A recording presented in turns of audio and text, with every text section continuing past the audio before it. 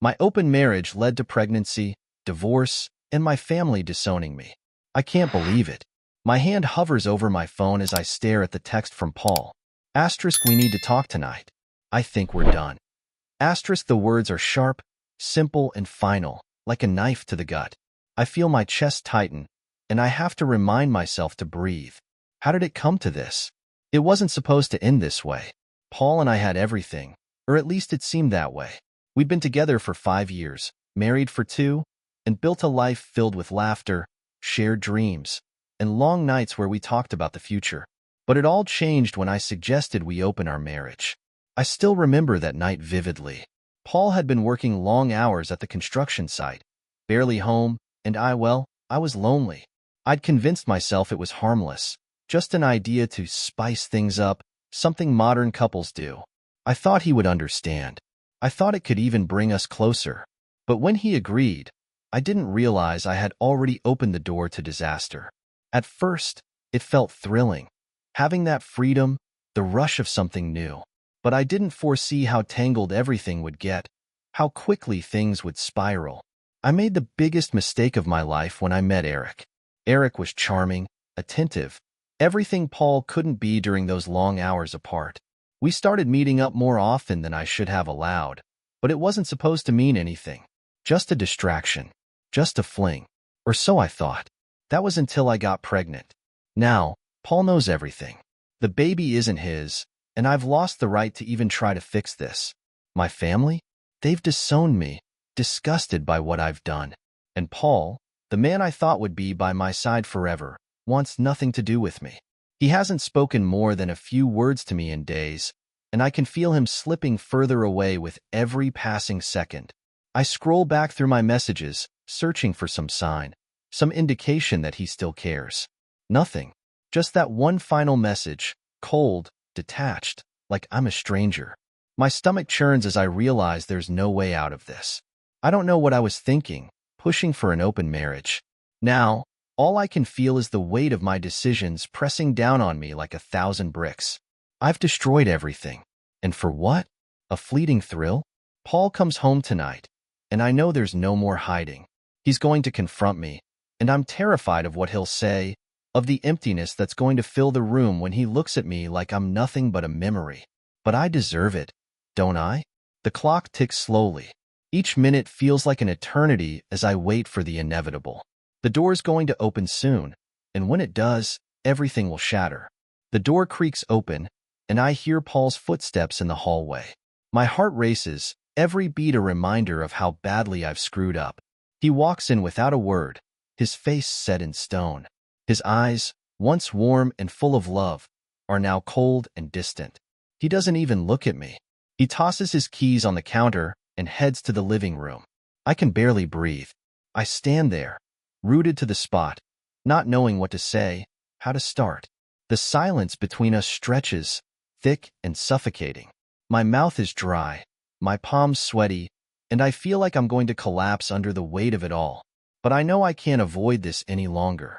I follow him into the living room, where he's sitting on the edge of the couch, his hands clasped tightly together, staring at the floor. He finally speaks, his voice low and strained. "Is it Eric's?" he asks, his voice cracking slightly, though he's trying to stay composed. I nod, barely able to meet his gaze. Yes. He laughs, a short, bitter sound that cuts through the tension in the air. "Of course it is," he mutters. He leans forward, rubbing his hands over his face. "I don't even know who you are anymore." His words hit me like a punch to the gut, and I feel the tears welling up. "Paul, I never meant for this to happen." I stammer, feeling pathetic for even trying to explain. Never meant for it to happen? His voice rises as he finally looks at me, anger flashing in his eyes. "You opened the door. You pushed for this. And now you're pregnant with another man's child. And you're telling me you didn't mean for this to happen?" I flinch at the sharpness of his tone. He's right, of course. I did this. I set it all in motion.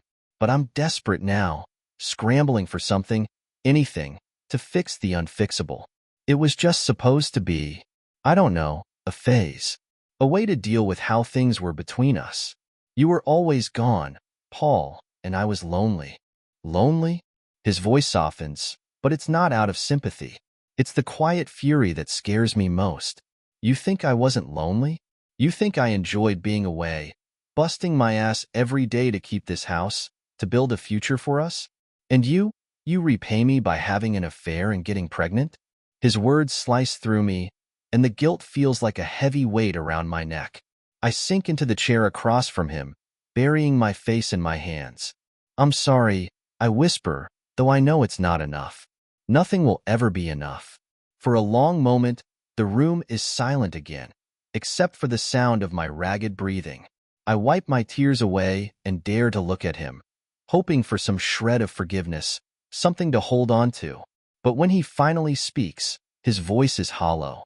I don't know what you expect me to do with this, Diana. You're having another man's child. I can't.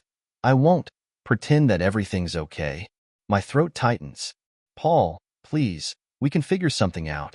We've been through so much together. We can. No, he cuts me off sharply. I'm done. This marriage is done. The finality in his words stuns me. It's like he's already made up his mind, and I'm too late. I stand up, panicking now, desperate to make him see reason. Please, Paul, we can go to counseling. We can? He stands, towering over me, his eyes dark with anger and pain. Counseling? He repeats, his voice shaking. Diana, you don't come back from something like this. You destroyed us. You destroyed me. My knees feel weak, and I sink back into the chair. He's right. I can see it in his face, in every word he's spoken. There's nothing left to salvage. Just pack your things, he says quietly, turning away from me. I want you gone by the weekend. You're not staying here. I don't move. I can't. The reality of what I've done crashes over me like a tidal wave, and I'm drowning in it. Paul's footsteps echo down the hall as he walks away, leaving me alone in the wreckage of the life I've shattered. The hours blur together after Paul walks away. I sit there, staring at the empty space he left behind, the echo of his words reverberating in my head. I want you gone by the weekend. I keep replaying the moment over and over, as if by thinking about it enough, I can reverse it. But it's done. He's done.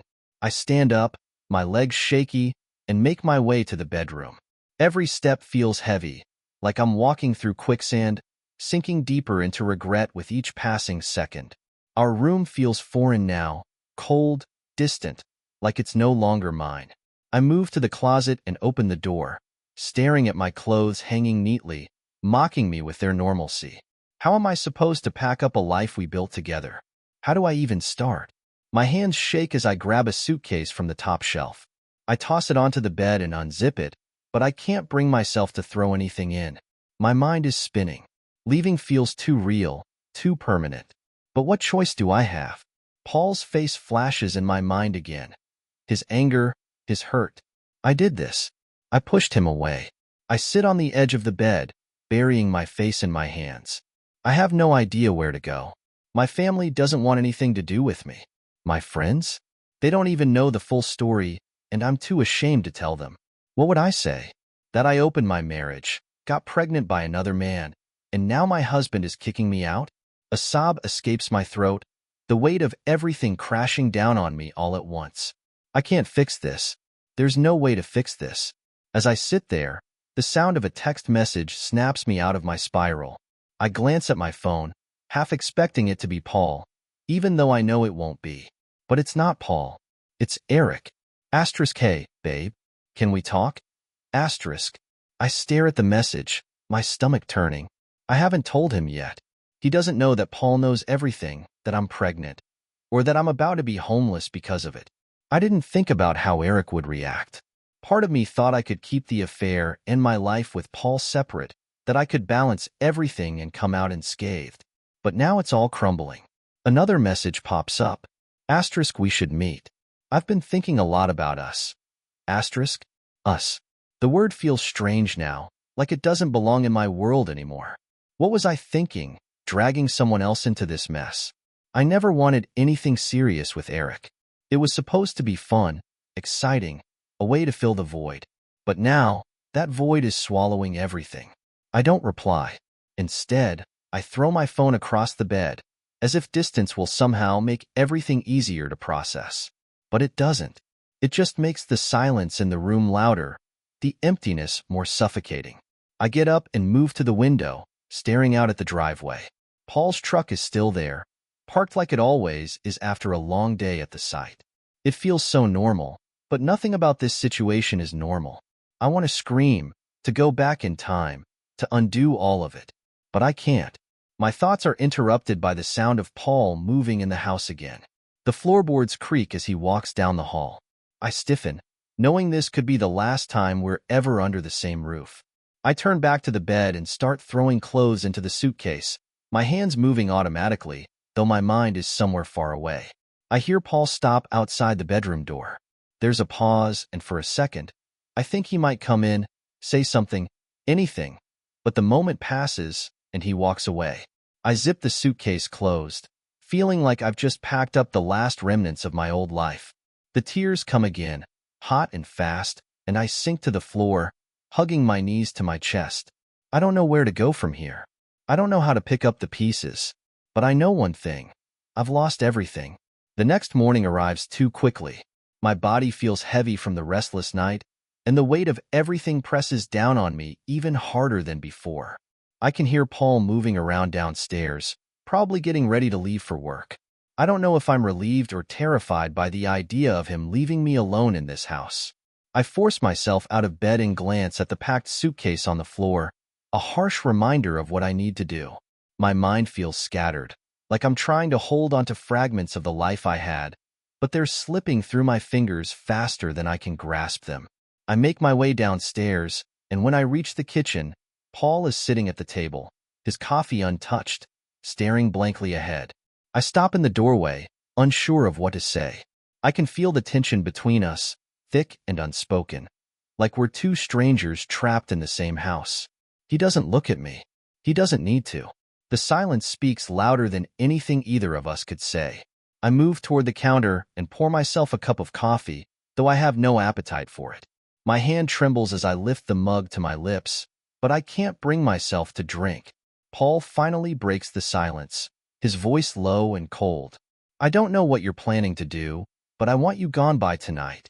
His words hit me like a blow, but I nod, knowing that arguing will only make things worse. I'm looking for a place. I just need some time. He scoffs, shaking his head as if he can't believe I even have the audacity to ask for that. Time? You've had enough time, Diana. You had time to ruin everything.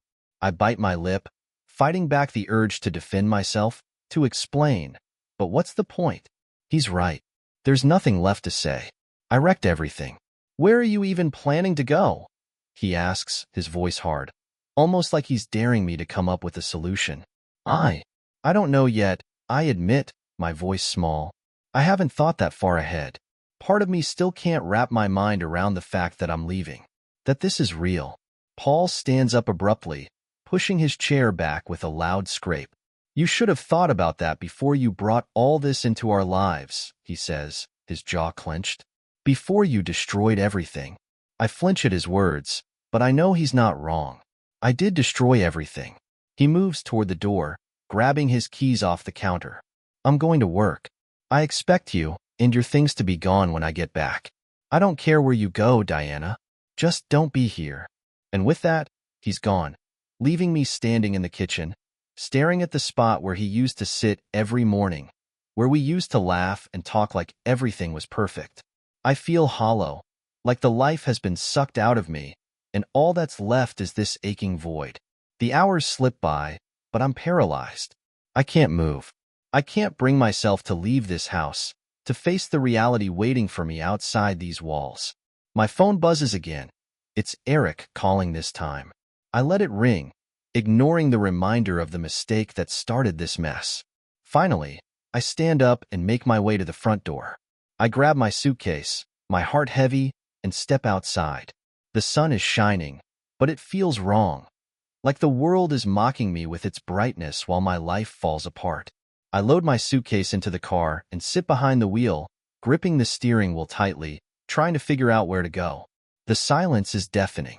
I don't have a plan. I don't have anyone to turn to. My phone buzzes again, And this time, I glance at the screen. It's Eric, texting again. Asterisk, we really need to talk. I'm worried about you. Asterisk, worried? If only he knew. But I don't reply. I can't face him right now. The mess I've made is too big, too tangled. I start the car and drive, with no destination in mind. I drive through the familiar streets, passing by places Paul and I used to go. Our favorite coffee shop, the park where we had picnics, the movie theater where we spent countless Friday nights. Each place feels like a reminder of what I've lost. But there's no going back now. I drive for what feels like hours, circling the same streets over and over again, my mind numb to everything around me. The radio plays softly in the background, but I'm not listening. My hands grip the steering wheel so tightly my knuckles turn white, but it's the only thing that feels real right now. I need to keep moving because stopping means facing the truth. Stopping means acknowledging that everything I had is gone. Eventually, I pull into a parking lot near a small diner on the edge of town. I don't even know why I'm here. I don't have anywhere else to go. The thought of checking into a hotel crosses my mind, but the reality of spending the night in a sterile, impersonal room makes me feel even more isolated. The smell of fried food and coffee wafts through the air as I step out of the car. The diner is nearly empty, just a couple of older men sitting at the counter, talking quietly. I slip into a booth in the back, far away from anyone else, and stare at the laminated menu without really seeing it. The waitress comes over, a tired smile on her face. What can I get for you, hon? I blink up at her, trying to focus. Just coffee, please, I say, my voice barely above a whisper. She nods and walks away, leaving me alone with my thoughts again. I pull my phone out of my bag, and without thinking, I scroll through my messages. There's another one from Eric. I know things are messed up right now, but we need to figure out what's next. I stare at the words, a wave of nausea hitting me. What's next? What was I thinking? That this would somehow work out? That I could keep both worlds spinning without them colliding? I feel a cold chill run through me. Eric has no idea that I've lost everything because of this. He probably thinks we can still keep seeing each other, that we can make this situation work. But I know better now. I should reply. I should tell him the truth. But instead, I shove my phone back into my bag, my hands shaking. The waitress returns with my coffee, placing it in front of me. Anything else? She asks. I shake my head, giving her a weak smile. No, thank you. She leaves, and I stare down at the dark liquid, the steam curling up in front of me. I wrap my hands around the cup, feeling its warmth, but it doesn't chase away the cold, knot of dread in my stomach. I don't know how long I sit there, staring into the cup, lost in thought. The door to the diner opens, and I instinctively glance up. My heart freezes. It's Paul. For a split second, I think he's here for me, that he's followed me. But he doesn't even look in my direction. He's with a couple of his friends laughing, like his world isn't crumbling the way mine is. I watch as they take a seat at a table near the front, and the realization hits me like a freight train. Paul is already moving on. Tears sting my eyes, but I force them back. I can't break down here. I can't let him see me like this. I lower my head, hoping he won't notice me, but my mind is racing. How is he sitting there, laughing with his friends like nothing happened? Like our marriage wasn't just destroyed? I feel a sharp pang in my chest. Maybe it's easier for him. Maybe cutting ties was exactly what he needed. As I sit there, hiding behind the menu, I feel my phone vibrate again. I glance at it and see Eric's name on the screen. This time, I can't ignore it. I step outside, the cool air hitting my face as I answer the call. Eric, I say, my voice shaky. Diana, he replies, his voice calm, but there's an edge of concern. I've been trying to reach you. What's going on? I swallow hard, unsure of how to say what needs to be said. Paul knows everything. He wants a divorce. He kicked me out. There's a long silence on the other end of the line. Shit, Eric finally says. I'm so sorry, Diana. I didn't think either. I cut him off, my voice trembling with the weight of everything crashing down. I don't know what I'm going to do, Eric. I've lost everything. My family, Paul, everything. We'll figure something out, he says softly, but his words don't bring any comfort. I'm here for you. You're not alone. But I am. I know that now. I need time, I whisper, feeling the tears prick at the corners of my eyes. I need to figure this out on my own. Eric starts to protest, but I hang up before he can say more. I lean against the car, staring at the sky. My world feels like it's falling apart, and I don't know how to stop it. I stand outside the diner, the cold air biting against my skin, trying to process everything. The conversation with Eric didn't help. If anything, it just made the emptiness inside me feel more profound. I look back through the window at Paul, sitting with his friends, laughing as if nothing has happened. How can he just move on like that? How can he be okay, while I feel like I'm drowning in the wreckage of everything I've destroyed? I push those thoughts aside and get into my car, turning the key in the ignition. The engine roars to life, but I don't move. My mind is racing, and for the first time, I feel completely and utterly lost. Where am I supposed to go? The truth is, I have no one. My family won't talk to me after what I've done. Paul wants me out of his life, and Eric, well, Eric was never meant to be a permanent part of my life. I don't even know what he wants anymore, but I know that right now, I can't lean on him. I can't lean on anyone. The thought of being alone, truly alone, sends a shiver down my spine. I glance at my phone, tempted to call someone, anyone, but I know it's no use. I did this. I made my choices, and now I have to face the consequences. There's no one who can fix this for me.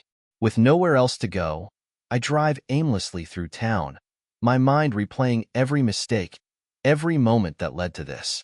The excitement of the affair, the thrill of something new, the selfishness that consumed me without me even realizing it.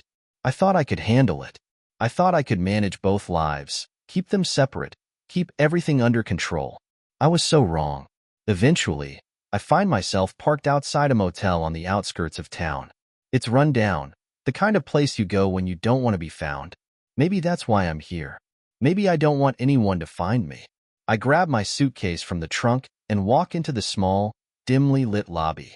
The man behind the counter doesn't even look up from his newspaper as he hands me a room key, taking my money without a word. It's a cash-only place. No questions asked. Perfect. The room smells musty, the furniture outdated and worn, but I don't care. It's better than sitting in my car, wondering where I went wrong. I throw my suitcase onto the bed and collapse next to it, staring at the ceiling. I try to make sense of everything, but my mind is spinning in too many directions. The pregnancy, Paul's anger, Eric's calls. The weight of it all presses down on me, and I feel like I'm suffocating under the guilt. I close my eyes, hoping for some relief, some escape from the reality of what I've done. But it's impossible to escape this. The sound of my phone vibrating snaps me out of my thoughts. I glance at the screen. Eric again. I can't face him right now, so I let it go to voicemail. I lie there, staring at the ceiling, waiting for the messages to stop. When the buzzing finally ceases, I sit up, feeling the weight of the silence around me. It's strange how empty a room can feel when you have nothing left. I unzip my suitcase and start pulling out clothes, throwing them into the dresser without care. As I unpack, my mind drifts to the baby. I haven't even thought about what I'm going to do. I don't know how to process it. Paul didn't ask me what I wanted. He didn't care. All he saw was the betrayal, and maybe that's all he needed to see. I can't blame him for that. But now, I have to decide. Do I keep this child? Do I try to build a life for us, alone? Or do I let it all go? Walk away from everything? Start over completely? The thought terrifies me. I'm not ready to be a mother. Not like this. Not when everything is falling apart around me. But what choice do I have? I sit on the edge of the bed, holding my stomach without realizing it, my mind spinning with possibilities I can't even begin to understand. Everything feels so surreal, like I'm watching someone else's life unravel before my eyes. I wonder if Paul is thinking about the baby, too. Does he hate me even more because of it? Does he wonder if things would be different if I hadn't gotten pregnant? I'll never know, because he won't talk to me. Not anymore. The thought sends a fresh wave of grief through me, and I press my palms into my eyes, trying to stop the tears from falling again. I don't know how to fix this. I don't know how to make any of it better. But I do know one thing. I can't stay here. I can't live in this limbo forever. The next morning, sunlight creeps through the thin curtains of the motel room, casting a harsh light on my reality. I barely slept. My mind kept racing through every possibility, every decision I've made that led me here.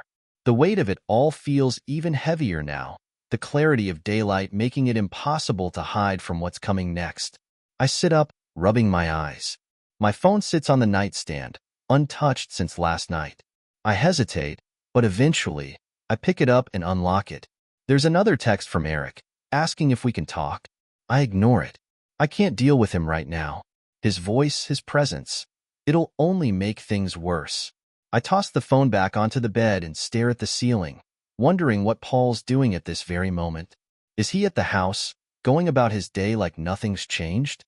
Or is he somewhere, thinking about us, thinking about what's gone? There's a tightness in my chest that I can't shake. I've been trying to run from this feeling, but it's catching up to me. I can't avoid it anymore.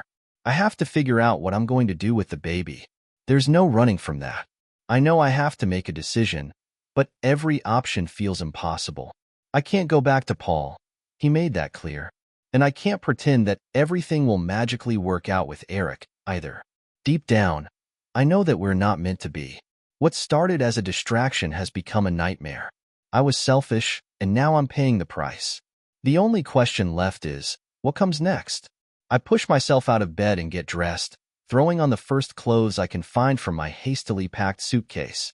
I need air. I need to clear my head. The motel room feels too small, too suffocating. I leave the room and start walking, my feet taking me down the empty streets without any real destination in mind. As I walk, my thoughts swirl, mixing with the sounds of cars passing by and distant conversations I'm not part of. Every step feels like I'm moving through quicksand, dragging the weight of my decisions with me. I keep thinking about Paul, about how final his words were, about the way his eyes looked when he told me to leave. I wonder if there's any part of him that misses me, even after everything. I turn a corner and find myself at a park. It's quiet here, early enough that only a few people are out, walking their dogs or jogging along the path. I sit down on a bench near the edge of the playground and watch a little boy swing, his mother pushing him, laughing as he kicks his legs into the air. For a moment, I imagine myself there, with my child, doing the same thing. But the thought feels too distant, too foreign. I don't know how to picture myself as a mother. I don't know if I'm ready to take on that responsibility, especially not alone. But then again, is anyone ever ready? I pull my knees to my chest and stare at the ground, the weight of the decision pressing down on me harder than ever. I don't want to make this choice out of fear, but what else do I have left? I've lost everything. My marriage, my family, my sense of security. I don't even know who I am anymore. The sound of a phone ringing pulls me from my thoughts. I glance at my phone, half expecting it to be Eric again. But it's not. It's Paul. My heart skips a beat as I stare at his name on the screen, my hands trembling. For a split second, I wonder if I'm imagining it. He hasn't called me since everything. Why is he calling now? What could he possibly want to say? I hesitate, my thumb hovering over the screen. Do I answer? Do I let it ring and avoid whatever conversation is about to happen? My chest tightens as the phone continues to ring, each second feeling heavier than the last. I finally swipe to answer. Hello? There's a pause on the other end, and for a moment, I'm terrified that he's hung up. But then I hear his voice, quiet and strained. Diana. The sound of his voice makes my heart ache, and for a second, I don't know what to say. Paul, I whisper back, my voice barely audible. I don't know why I'm calling, he admits, his tone heavy with uncertainty. He stops, and I can hear him breathing on the other end, like he's trying to find the right words. I wait, my heart pounding in my chest, hoping, praying that there's something he wants to say, something that will make this all less unbearable. I've been thinking, he finally says, about the baby. My breath catches in my throat. I wasn't expecting him to say that. What about it? I ask, my voice trembling. I don't know, he admits. I don't know what to do. I hate what's happened, Diana. I hate what you did. But this baby, it complicates everything. Tears prick my eyes, and I wipe them away quickly. I know, Paul. I'm so sorry. I... I don't want your apologies, he interrupts, his voice sharp. I need time. I need to figure out what this means for us. For me. His words hang in the air, and I don't know how to respond. I want to ask him what that means, what we means, but I'm too scared of the answer. I need space, Diana. He continues, his voice softening. But I don't want you to disappear. Not yet. My heart clenches. Not yet. It's not a promise, but it's not the end, either. It's something, and right now, I'll take anything. I understand, I whisper. I'll give you time. We sit in silence for a few seconds longer, the weight of everything we've lost hanging between us. Then he hangs up, leaving me sitting on the park bench, staring at the phone in my hand, wondering if there's still a glimmer of hope in the ashes of what we once had. I sit there on the park bench long after the call ends, trying to process what just happened. Paul actually called. And while it wasn't the reconciliation I had foolishly hoped for, it wasn't the final goodbye either. He wants space, he wants time, but he doesn't want me to disappear. That small sliver of hope clings to me, and for the first time since all of this began, I feel a tiny spark of something other than despair. But the reality is still heavy. Even if Paul is willing to think about what happens next, it doesn't erase what I've done. The baby is still Eric's, not his, and no amount of time or space can change that. I stand up from the bench and start walking, trying to sort through my tangled thoughts. I find myself heading back to the motel, and by the time I get to my car, I realize my phone has been buzzing nonstop in my bag. I pull it out, expecting it to be Eric again, but it's not. It's my mother. My heart drops. I haven't spoken to my family since everything blew up. They were disgusted when they found out about the affair, and when I told them I was pregnant with someone else's child, they shut me out completely. I was practically disowned in one heated conversation where words were thrown like daggers, and I didn't have the strength to fight back. My thumb hovers over the screen, part of me terrified to answer. What could she possibly want? Is she calling to say more hurtful things, to remind me once again how deeply I've disappointed them? Or is there some small chance she's reaching out because she cares? With shaky fingers, I answer, Mom. There's a pause on the other end, and for a moment, I think she's hung up. But then I hear her voice, soft but strained. Diana. I don't say anything, waiting for her to continue. I've been thinking about you, she finally says, her tone careful, as if she's trying not to break anything fragile. About everything. My heart skips a beat. I don't know where this is going, but it feels different from the last conversation we had. I brace myself, unsure of whether to feel relieved or anxious. I know we haven't spoken since, she trails off, and I can feel the weight of what she doesn't want to say. The affair. The baby. But I've been thinking about what you're going through, and I needed to hear your voice. The tears come before I can stop them. Mom, I'm so sorry. I whisper, my voice breaking. I messed everything up. I don't even know where to begin to fix it. There's a long pause on the other end, and I wonder if I've said too much. But then she speaks again, softer this time. Diana, none of this is easy. Believe me, I'm not excusing what you did. You hurt a lot of people, but you're still my daughter, and I can't just turn my back on you.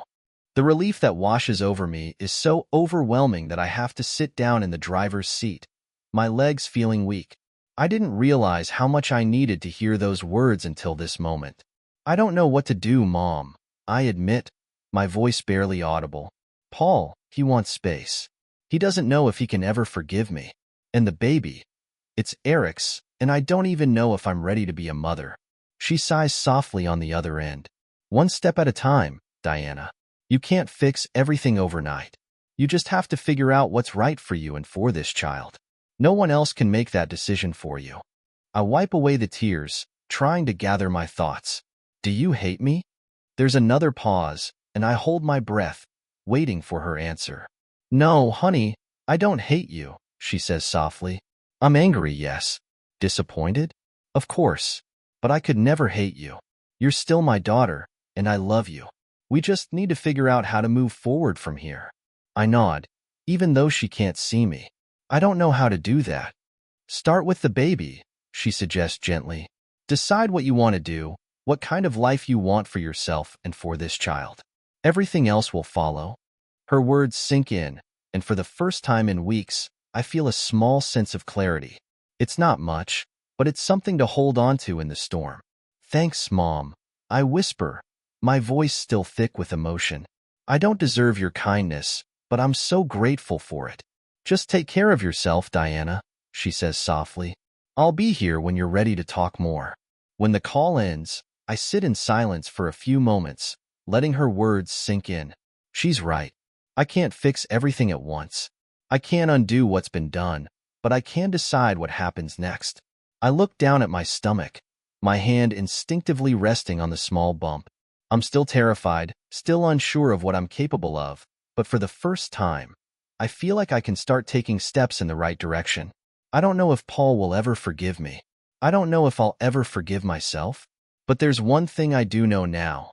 I'm going to fight for this baby, for whatever future comes next, even if it's not the one I planned. The rest of the day feels like I'm wading through water, heavy, but with a sense of purpose I haven't felt in weeks. After the call with my mom, I know I need to take small steps forward, even if they're uncertain and shaky. I return to the motel, collapsing on the bed and staring at the ceiling. The sun is setting outside, casting a soft orange glow through the thin curtains, and for the first time in what feels like forever, the silence isn't unbearable. I have decisions to make, and they're not going to be easy, but I know I can't keep running. I've already run far enough. The baby, that's the first and most important decision. The thought still overwhelms me, but as I lay there, my hand rests on my stomach again. I can feel the slightest hint of a bump now, a reminder of how real this is. I'm going to be a mother, whether I'm ready or not. It's not something I can ignore anymore. I pick up my phone and scroll through my contacts, stopping at Eric's name. My thumb hovers over it, uncertain. I haven't told him about the pregnancy yet. He knows something's wrong, knows that Paul kicked me out, but he has no idea what's really at stake. I take a deep breath and dial his number. It rings a few times before he picks up, his voice tentative. Diana? Hey, I say softly.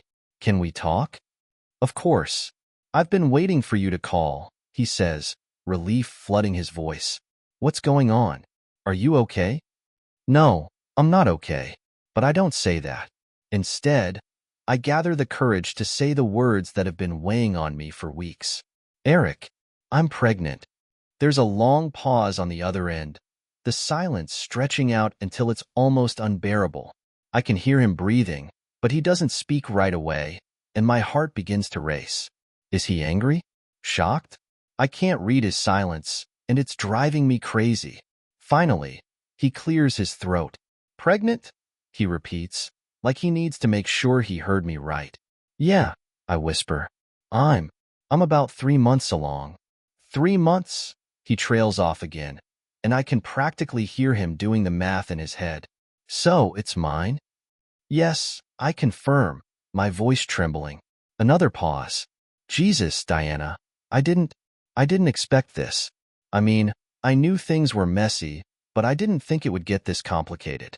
Complicated is an understatement. I know. I didn't plan for this either. I thought you should know. He sighs deeply, and I can hear the weight of the situation in that breath. What are you going to do? I don't know, I admit. Paul's out of the picture. He wants a divorce. And I'm not sure if I can do this on my own.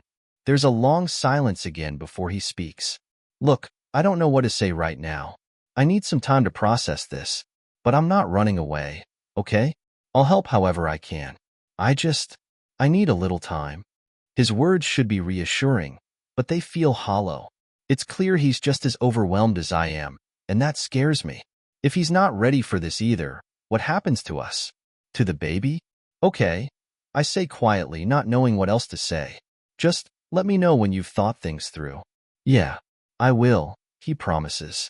I'll talk to you soon. When the call ends, I feel even more lost. Eric's reaction wasn't unexpected, but it still stings. I don't know what I expected him to say. Maybe that we'd figure it out together, that he'd support me no matter what. But life isn't that simple, is it? I close my eyes, trying to calm the storm inside me. It's all too much, and no matter how hard I try to think through everything, it feels like I'm just spinning in circles. Paul doesn't want me. Eric is uncertain, and I'm left standing in the middle, holding on to a future I don't know how to navigate. I think about what my mom said earlier, one step at a time star. I need to focus on the immediate decisions, the ones that will impact me and this baby. I can't keep worrying about what everyone else is going to do. I need to decide what I'm going to do. The next morning, I wake up with a plan, or at least the beginning of one. I need to see a doctor. I've been avoiding it, pretending that if I didn't deal with it, I could somehow delay the inevitable. But that's not fair to me or the baby. I find a local clinic and make an appointment for later in the day. The nerves hit me hard as I sit in the waiting room, surrounded by other women who seem to have their lives together, who seem like they know exactly what they're doing. I feel out of place, like I don't belong here, but I push through. When the nurse calls my name, I take a deep breath and follow her into the exam room. The doctor comes in shortly after, kind and calm, asking me a series of questions that feel too real, too adult. But I answer them, one by one, feeling a small sense of control return as I take this step. The ultrasound is surreal. As I lie there, staring at the screen, I can't believe this is happening to me. The tiny image on the monitor is the proof, the reality that I've been trying to ignore. That's my baby, a life growing inside me. I'm terrified, but for the first time, I feel a sense of awe, too. The doctor smiles at me as the appointment wraps up. "You're doing just fine," she says gently, "one step at a time." Those words echo in my head as I leave the clinic. For the first time in a long time, I feel like maybe I can do this. Maybe I'm not as lost as I thought. I step out of the clinic, blinking against the bright sunlight, and everything feels different. It's like the world has shifted around me, but in the quietest of ways. There's a strange calm that settles over me, a small spark of hope flickering in the background of my mind. I still have no idea how I'm going to figure everything out, but for the first time in weeks, I don't feel completely paralyzed by fear. The image of the ultrasound is seared into my memory. The tiny figure on the screen, a life that's growing, despite all the chaos surrounding it. I press my hand to my stomach, feeling a connection I hadn't allowed myself to feel before. This baby isn't just a mistake or a complication. It's a life, and it's mine. The thought terrifies me, but it also fills me with a strange sense of purpose. I have to figure this out, for the baby, if not for myself. I drive back to the motel, feeling like I'm seeing everything through a new lens. The worn-out furniture, the dingy curtains, they don't bother me as much today. I toss my bag onto the bed and sit down, pulling out my phone. I scroll through my contacts again, stopping at Paul's name. I know I shouldn't call him. I should give him the space he asked for. But something inside me wants to reach out, to tell him about the appointment, about the baby. I don't know if it will change anything, but I feel like he deserves to know. After all, this baby is part of the life we shared, even if it wasn't part of the plan. Before I can talk myself out of it, I press the call button. The phone rings a few times, and I half expect it to go to voicemail. But then, I hear Paul's voice on the other end. "Diana." Just hearing him say my name sends a rush of emotions through me. I take a deep breath, trying to steady my voice. "Paul, I had my first ultrasound today." There's a pause on the other end, and I can hear him exhale slowly. "How did it go?" His voice is neutral, careful, like he's trying not to let any emotion slip through. "It went fine," I say softly. "The baby's healthy. I just thought you should know." Another long silence stretches between us, and I start to wonder if I've made a mistake by calling. Maybe he doesn't want to know. Maybe I'm just reopening wounds that are too fresh to heal. "Thanks for telling me," he finally says, his voice quieter now. "I'm still trying to figure out what all this means, Diana. I don't know what to do." "I know," I whisper. "I don't either." There's a heaviness in the silence that follows, and I can feel the distance between us, even over the phone. It's like we're standing on opposite sides of a chasm, trying to reach for each other, but knowing the gap is too wide. "I need more time," Paul says after a while. "I'm not ready to talk about the future." "Not yet." I nod, even though he can't see me. "I understand." "I'll call you when I'm ready," he adds, his voice firm but not unkind. But for now, just give me space. Okay, I agree. My heart sinking as I realize that the hope I had for any kind of reconciliation is still far out of reach. I don't know if he'll ever be ready to talk, but for now, I have to respect his wishes. It's the least I can do. We hang up, and I sit there for a few minutes, staring at the phone in my hand, wondering if things will ever feel normal again. I've clung to the idea that Paul might be able to forgive me, that somehow we could salvage what's left of our marriage. But with every conversation, it feels like he's slipping further away, and I don't know if I can stop it. I'm about to put my phone down when it buzzes again. This time, it's a text from Eric. I've been thinking about everything, and I want to talk. Let's figure out how we can make this work. I stare at the message, a knot forming in my stomach. I should feel relieved, right? Eric's offering support. He's willing to step up. But the truth is, I don't know if I want him to. I don't know what we even are anymore. He was never supposed to be part of my future. I wasn't looking for a life with him. I was looking for an escape, and now it's turned into something I don't know how to handle. I don't reply. I need more time to think, to figure out what I want. I can't keep making decisions based on fear or guilt. I need to decide what's best for me and this baby, not what Eric wants or what Paul expects. This is my life, my future, and for the first time, I realize that I have to take control of it. I lie back on the bed, staring at the ceiling, and for the first time in weeks, I feel like I'm starting to understand what my next step might be. The days that follow are filled with more questions than answers. I go through the motions of daily life, but everything feels suspended, like I'm living in some sort of strange limbo. I haven't heard from Paul since our last conversation, and Eric's texts remain unanswered. I know I need to make decisions, but I feel stuck, frozen in place by the weight of it all. I spend my time in the motel, trying to figure out what's next. There's a part of me that wonders if I should leave town altogether, start fresh somewhere new. But then I think about the baby, and the thought of raising a child alone in a strange place terrifies me. I'm already overwhelmed as it is. Sitting on the edge of the motel bed, I scroll through listings for apartments, trying to find something affordable, something I can manage on my own. The reality of it hits me hard. Single motherhood, starting over from scratch, all because I made the worst mistake of my life. My phone buzzes on the nightstand, and I glance at the screen. It's Eric again. Another text. We need to talk, Diana. I'm serious. I sigh, knowing that I can't avoid him forever. He's the father of this baby, after all. He deserves to know what's going on, even if I don't know how to explain everything to him. I pick up the phone and type out a quick response, my fingers shaking slightly. Okay.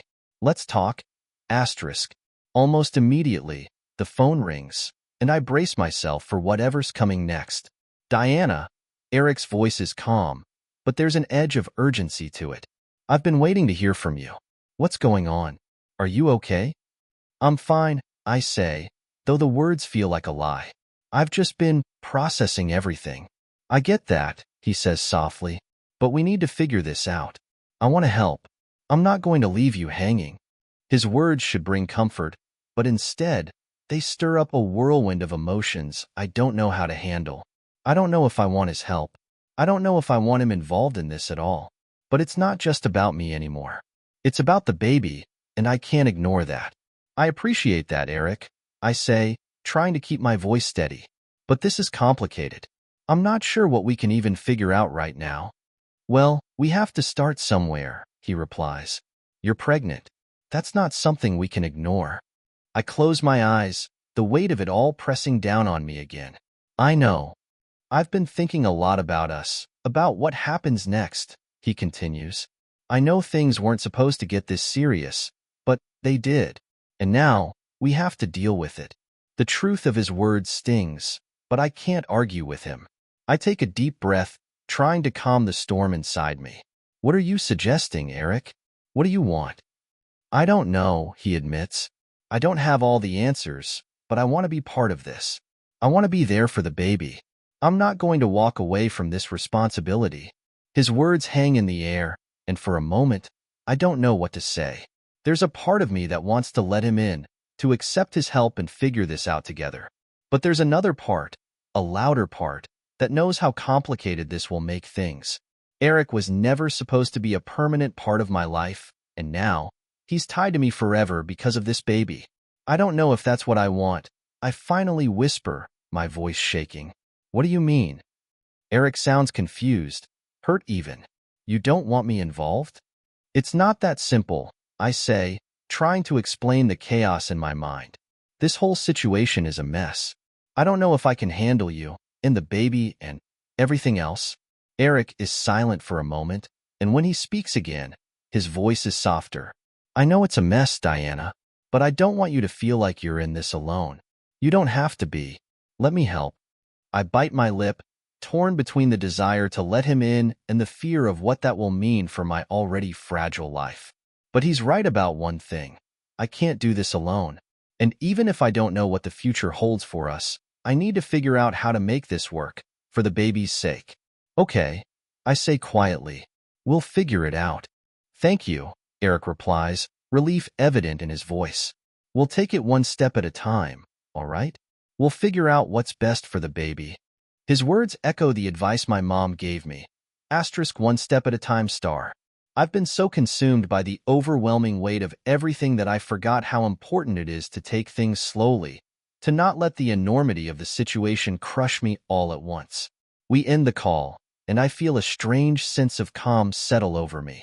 It's not the solution to everything, but it's a start. Eric is willing to be involved, and that means I won't have to face this completely on my own.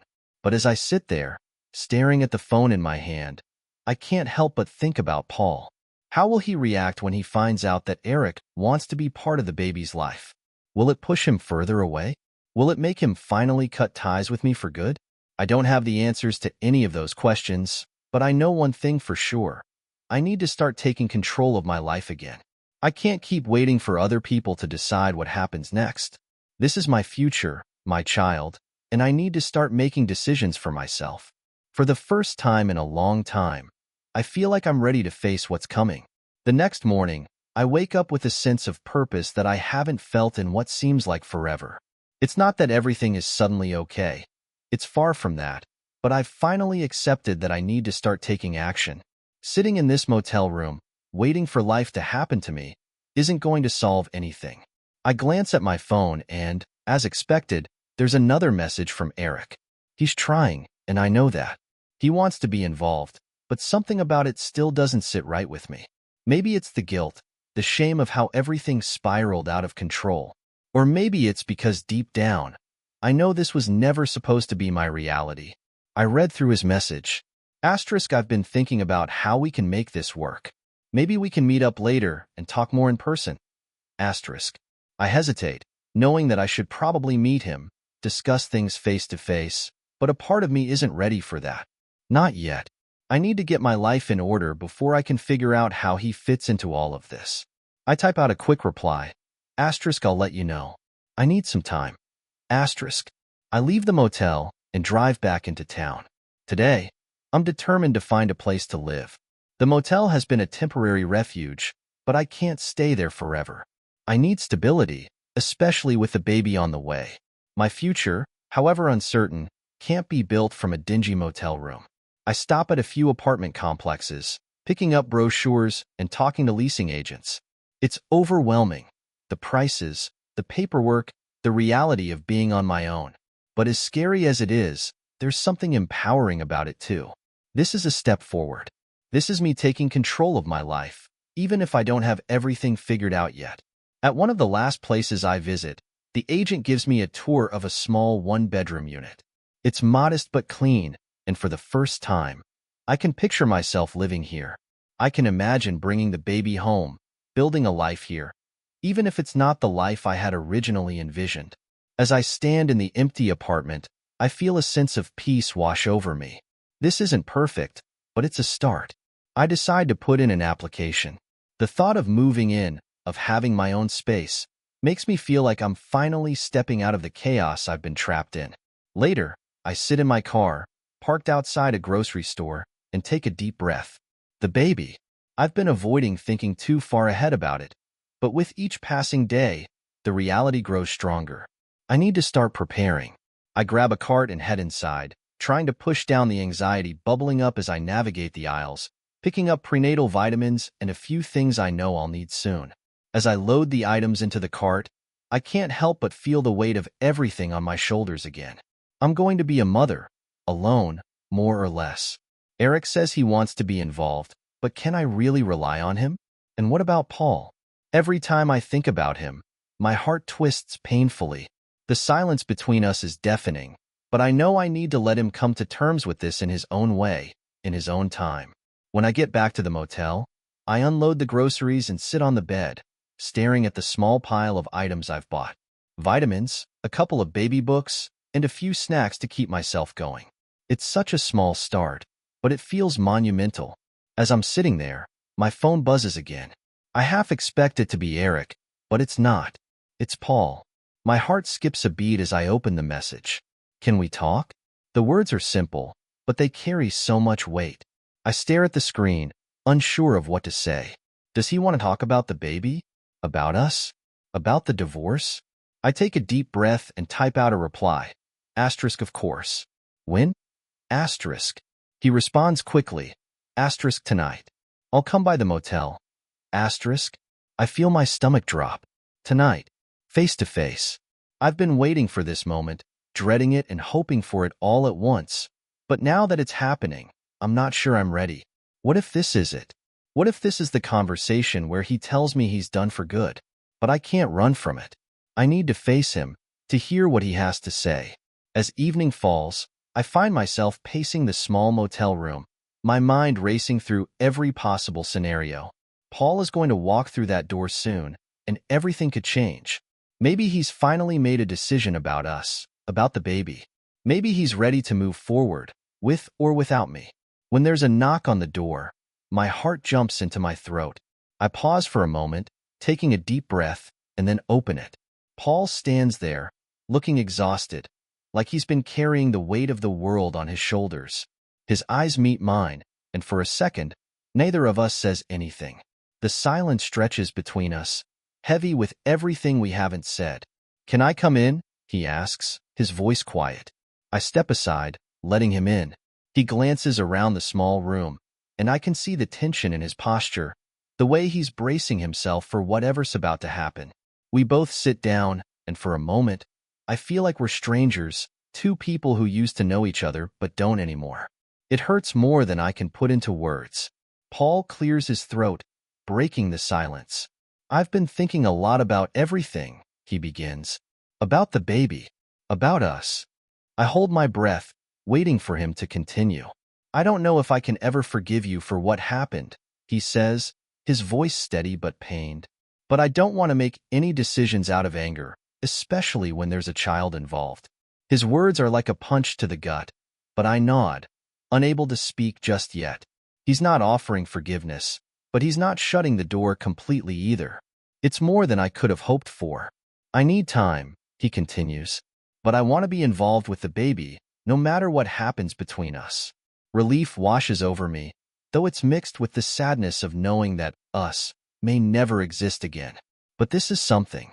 It's a step forward, even if it's not the one I dreamed of. I understand. I say softly, I want you to be involved. The baby deserves that. Paul nods, his expression softening just a little. We'll figure it out, he says, though I can hear the uncertainty in his voice. One step at a time, right? I smile weakly, the weight of the situation still heavy but a little easier to bear now that we're at least on the same page. Paul and I sit in silence after his last words. The tension between us feels different now, less like a barrier and more like an uncomfortable truce. We're no longer enemies, but we're far from what we once were. The sadness of that realization hits me again, but I try to push it aside. At least we're talking. At least he wants to be involved in the baby's life. Paul shifts in his seat, his eyes drifting around the small motel room. I can tell he's uncomfortable, like he doesn't know what to say next or how to act around me. I feel the same way, awkward and unsure, like we're two strangers trying to navigate a conversation we never wanted to have. So, what now? I ask quietly, breaking the silence. It's a loaded question, one that carries all the weight of our uncertain future. What happens now? With us? With the baby? With everything? Paul sighs, running a hand through his hair. He looks tired, like he hasn't slept in days, and I wonder if he's been struggling as much as I have, trying to make sense of everything. I don't know, he admits, his voice heavy with exhaustion. I guess we figure it out as we go. I need more time to sort through all of this, but I don't want to leave things hanging forever. I nod, understanding his need for time. I need time too. Time to process, time to heal, time to figure out what kind of life I'm going to build now that everything I thought I knew has been turned upside down. I'm looking for a place, I say, almost as an afterthought. I can't stay here much longer.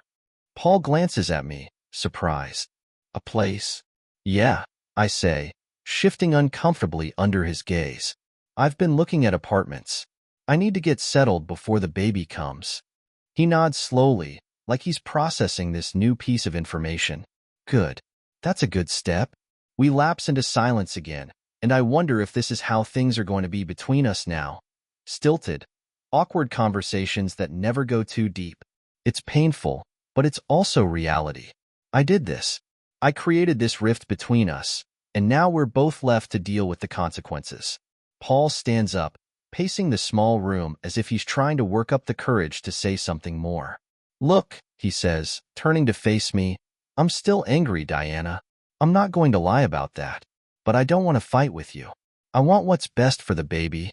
I nod, swallowing the lump in my throat. I don't want to fight either. He sighs, running a hand through his hair again. I don't know how this is going to work, but we'll figure it out. One step at a time, like we said. There's that phrase again. Asterisk one step at a time. Asterisk it's become a lifeline, something to cling to when everything feels overwhelming. It's all we can do now, really. Just take things as they come, one day at a time. I'm not asking for anything, I say softly, wanting to make sure he knows where I stand. I know I've messed up. I don't expect you to forgive me, and I don't expect us to go back to how things were. I just want to do right by the baby. Paul's eyes soften, and for a moment, I see a glimpse of the man I used to know, the man I loved. We will, he says quietly. We'll do right by the baby. It's not a promise of reconciliation, but it's something. It's a start. After a few more moments of silence, Paul looks at me, his expression unreadable. I should go, he says, his voice hesitant. I'll give you space. You need it, and so do I. I nod, my heart heavy. I don't want him to leave, but I know this isn't the time to ask him to stay. We both need time to process, to figure out what happens next. Okay, I whisper. Thanks for coming by. He nods, heading for the door. As he reaches for the handle, he pauses, turning to look at me one last time. Take care of yourself, Diana. And the baby. I will, I promise, my voice barely above a whisper.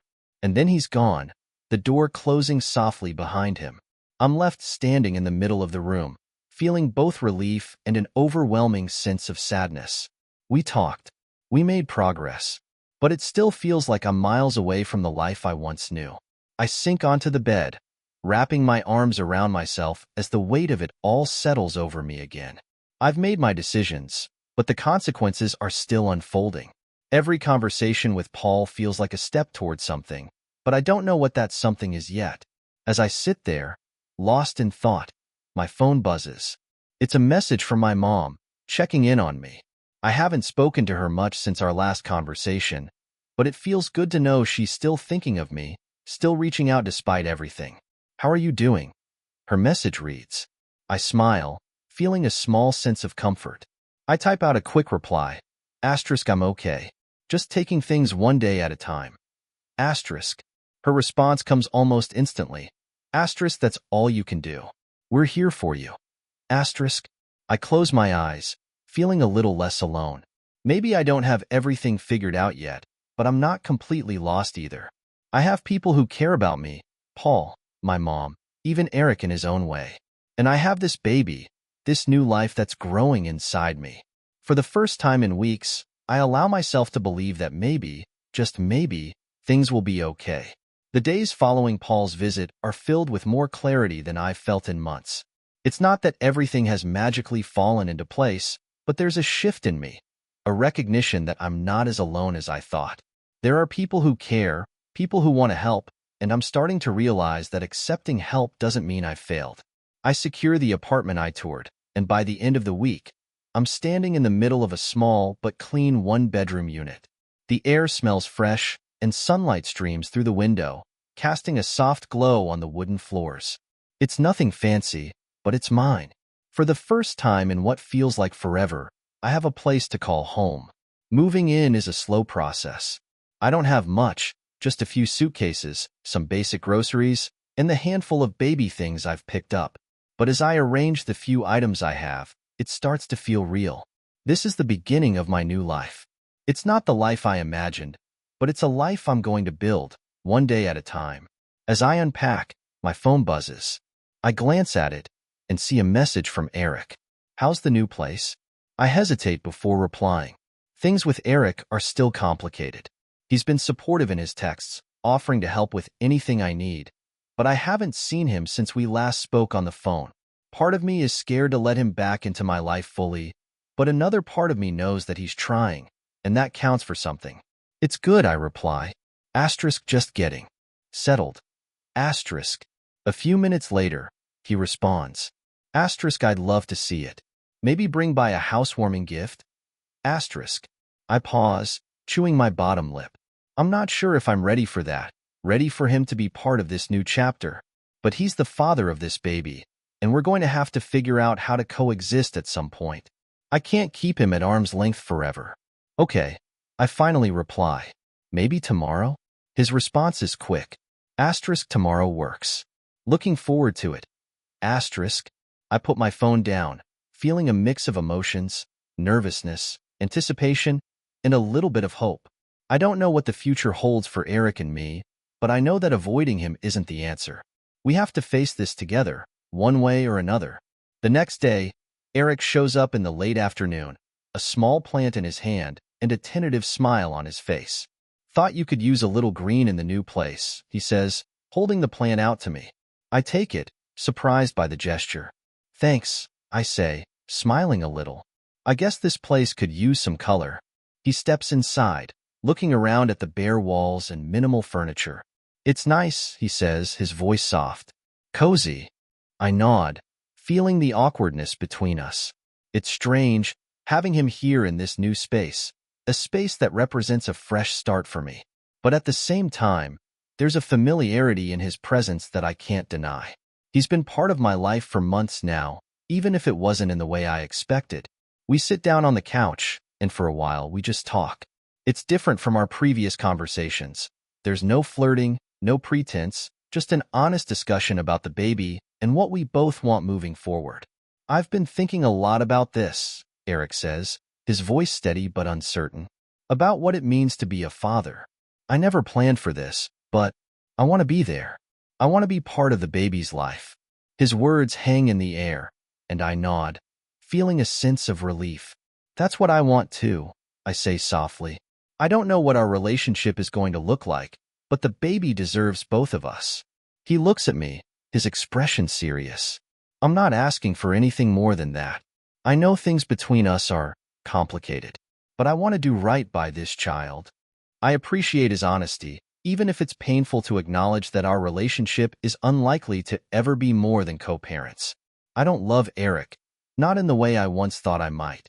But he's trying, and that's enough for now. As the evening wears on, we talk more about logistics, doctor's appointments, planning for the future, how we'll split responsibilities. It feels good to have a plan, even if it's tentative.